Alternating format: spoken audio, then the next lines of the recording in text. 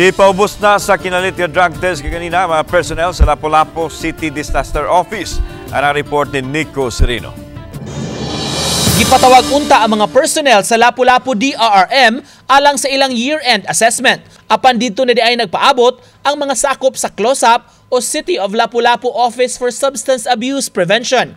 Diha-diha gipangayuan sila og urine sample aron matino kung doon na ba'y tigamitan og drogas kanila. Gihimo kini aron masiguro nga walay gitaguan ang ilang mga tao. Ang opisina deals with emergencies and we want it to why mo gamit sa drogas kay makapektar na sa among panerbisyo. Tinguha gyud sa dakbayan nga mapatuman ang drug-free workplace. Ang sa ilang attendance is 118 na itulo wala katunga.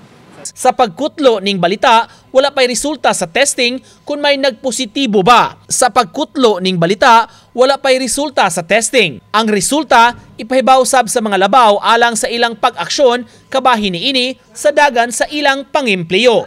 Uban ni Marlon Melgazon, Nico Sereno, Balitang Bisdak.